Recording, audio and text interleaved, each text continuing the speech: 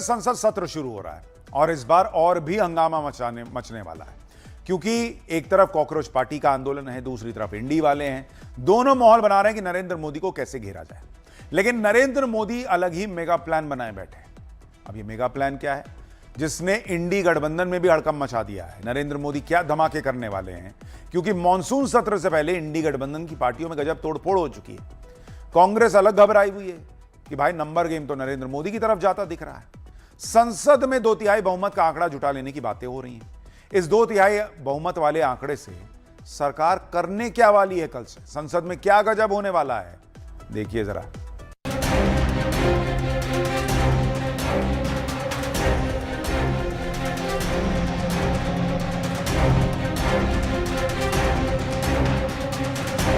कल से संसद का मॉनसून सत्र शुरू हो रहा है और इस बार माहौल पहले से ज्यादा गर्म है। एक तरफ सरकार का मेगा विधेयक एजेंडा है तो दूसरी तरफ विपक्ष की रणनीति। लेकिन सबसे बड़ा मुद्दा वंदे मातरम को कानूनी ढाल। राज्यसभा में गृह मंत्री अमित शाह राष्ट्रीय गीत वंदे मातरम को अपमान से बचाने वाला ऐतिहासिक संशोधन विधेयक पेश करने जा रहे हैं। ये bill prevention of insults to national honour amendment bill 2026 होगा। ये बिल अगर पास हो जाता है तो जानबूझकर वंदे मातरम का अपमान करने वालों के खिलाफ कानूनी कार्रवाई होगी।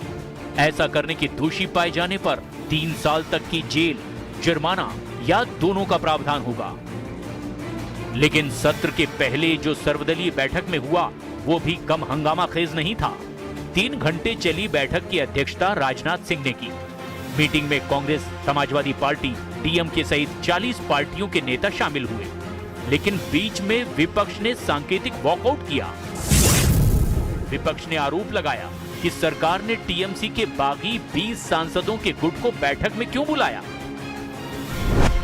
Today the entire opposition have all walked out of the all party meeting in protest because the so-called NCPI, which is an unrecognized party, the strength of the All India Trinamool Congress in the list provided by the table office is shown to be 28 members.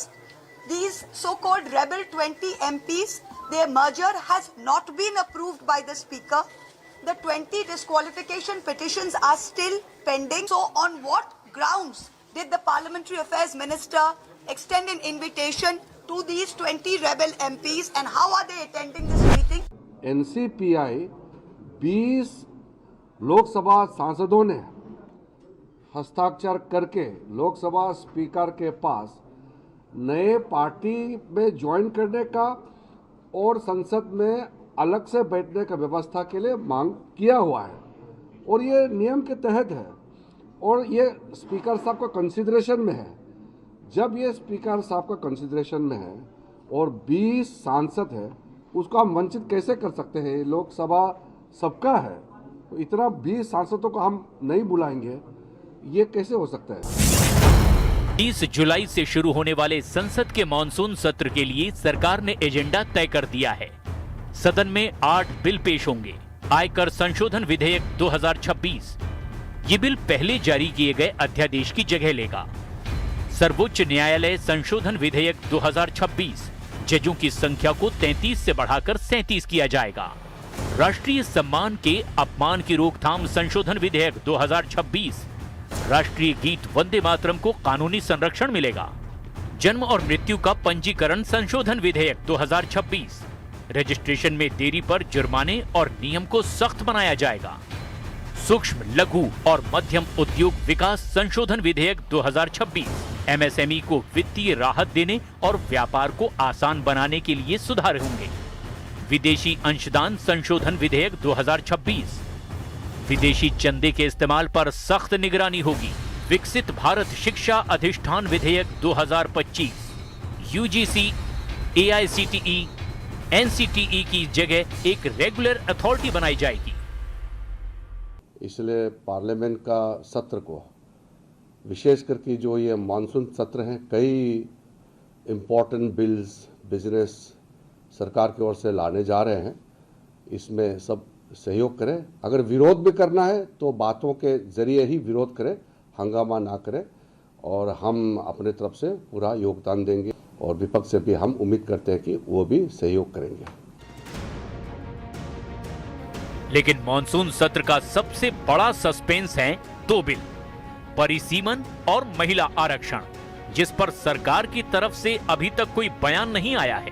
परिसीमन bill अपने आप में दो bill का package है। इसमें लोकसभा की seat 550 से 850 तक बढ़ने और लोकसभा क्षेत्र का आकार दोबारा तय करने का प्रावधान है। अप्रैल 2026 में सरकार ने विशेष सत्र बुलाकर इस बिल को पेश किया था और तर्क दिया था कि 2029 तक 33% महिला आरक्षण पास करने के लिए इस बिल को पास करना जरूरी है। लेकिन विपक्ष ने इस बिल का ये कहते हुए विरोध किया कि बीजेपी इस बिल के जरिए अपना एजेंडा तय कर रही है। लेकिन लगता है कि इस बार कहानी कुछ बदली सी है। Women's reservation bill be passed even with the existing 543. Delimitation bill, what the government is intending to bring in what form we are not aware. But in any form, if it affects the interests of the southern states, DMK will not agree to that. One member from another party has told that we are supporting, no such thing has been said. As far as again and again I reiterate that our stand is only that we are for the southern states representation. In the southern states chief ministers meeting convened in Chennai headed by Mr. M.K. Stalin, we have passed a resolution. If in that case it can be frozen. विपक्ष का आरोप है कि सरकार परिसीमन bill लाकर दक्षिणी राज्यों की सीटें घटाने की कोशिश कर रही है। लेकिन सरकार ने साफ कहा है कि ऐसा बिल्कुल नहीं है, चाहे तो वो लिखित में देने तैयार हैं। मॉनसून सत्र के अंदर सरकार और ऑपोजिशन एक बहुत ही हीटेड आपको डिबेट देखने को मिलेगी और मुझे लगता है कि ऑपोजिशन सारी वो चीजें करेगा कि जिससे वो ये बात हाईलाइट कर पाए कि ये एक्चुअली डिलिमिटेशन एक अलग इशू है जो कि सीटें बढ़ा के डेमोग्राफी को चेंज करके सरकार को अपनी एडवांटेज में शायद यूज करेगी। तो सवाल ये है कि अगर सरकार इस मॉनसून सत्र में डिलिमिटेशन यानी परिसीमन बिल लेकर आती है तो क्या नंबर अब एनडीए के पक्ष में हो चुके हैं? 2024 में एनडीए लोकसभा में 292 सीटें लेकर आई। जून 2026 में टीएमसी के बागी सांसद जुड़े और इसी महीने में उद्धव ठाकरे की पार्टी यूबीटी के 6 सांसदों ने भी समर्थन दे दिया और एनडीए की ताकत 318 हो गई। अगर डीएमके के 22, एनसीपी शरद पवार गुट के 8 और जेएमएम के 3 सांसदों ने समर्थन दिया तो लोकसभा में एनडीए बिल के पक्ष में 351 सीट जुटा लेगी। लेकिन बिल पास कराने के लिए 2/3 बहुमत यानी 360 की जरूरत होगी। इस सूरत में एनडीए को 9 सीटों की और दरकार होगी अगर सारे सदस्य सदन में रहे। लेकिन इस बीच अगर किसी दल ने वॉकआउट किया या फिर एब्सेंट रहने की रणनीति अपनाई तो गणित कुछ और होगा। सत्र के दौरान विपक्ष ने वॉकआउट किया तो बहुमत का आंकड़ा कम हो सकता है और ऐसे में सरकार के लिए बिल पास कराना आसान हो जाएगा। राज्यसभा में एनडीए के पास 149 सीट है जबकि टीएमसी के 3 बागी सांसदों का समर्थन है।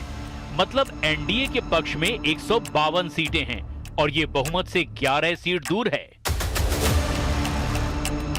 राज्यसभा में बीजेपी की नजर अब इस बात पर है कि वाईएसआर कांग्रेस की 4 और बीजेडी की 5 सीटों को कैसे जोड़ा जाए। Unfortunately, DMK has just supported the delimitation bill. That's At the all-party meeting? yeah, at all party meeting. सवाल है कि क्या पीएम मोदी महिला आरक्षण और परिसीमन बिल पर विपक्ष को चौंकाने वाले हैं? क्योंकि यह बिल इस सत्र में पेश होगा या नहीं, इस पर अभी सस्पेंस है। क्या सरकार इसे लेकर सरप्राइज देगी? देखिए जरा। राजनीतिक जानकार मानते हैं कि अगर सरकार इस सत्र में परिसीमन या महिला आरक्षण जैसे बड़े संवैधानिक विधेयक लेकर आती है तो उसकी असली परीक्षा सिर्फ विपक्ष नहीं बल्कि संसद का नंबर गेम होगा, क्योंकि समर्थन जुटाने की लड़ाई सदन के भीतर भी चलेगी और सदन के बाहर भी। सरकार इस बार रिस्क नहीं लेगी। अप्रैल में बिल गिर गया था, दोनों विमेन रिजर्वेशन और डिलिमिटेशन दोनों लिंक्ड हैं, तो इस बार वो रिस्क नहीं लेगी। पूरा मतलब जैसे कहते हैं ना, फुल प्रूफ करेगी नंबर। लेकिन सिर्फ सियासी जोड़ घटाव से सरकारें नहीं चलती। संविधान संशोधन के लिए सिर्फ साधारण बहुमत नहीं, 2/3 बहुमत की जरूरत होती है। यानी हर सांसद का वोट इस बार बेहद अहम होने वाला है। और शायद यही वजह है कि संसद शुरू होने से पहले ही हर पार्टी अपना अपना राजनीतिक गणित बैठाने में जुटी हुई है। इस सत्र में विपक्ष नीट पेपर लीक, राम मंदिर चढ़ावा विवाद, सोनम वांगचुक का मुद्दा, एथेनॉल नीति जैसे तमाम मुद्दों को उठा सकती है, इसके संकेत उसने दे दिए हैं। सरकार जहां कानूनों की सूची लेकर के सदन में उतर रही है, वहीं विपक्ष ने भी अपने हमले के मुद्दे तय कर दिए हैं। कांग्रेस नीट पेपर लीक, कथित वोट चोरी और एथेनॉल नीति पर सरकार को घेरने की तैयारी में है। समाजवादी पार्टी राम मंदिर चढ़ावा विवाद उठाने का ऐलान कर चुकी है। आम आदमी पार्टी राज्यसभा में नियम 267 के तहत सारे काम रोककर पेपर लीक और सोनम वांगचुक के मुद्दे पर चर्चा की मांग कर चुकी है। बिल्कुल, इस मुद्दे को अगर किसी ने जनता के सामने लाके बेनकाब किया जी, तो वो हमारे नेता आदरणीय अखिलेश यादव जी ने किया। और समाजवादी पार्टी के लिए बहुत महत्वपूर्ण मुद्दा है और चर्चा की हमने मांग की बात रखी है सरकार के सामने, और नोटिस भी हम सदन में देंगे, हाउस में देंगे, अलग अलग नियमों में।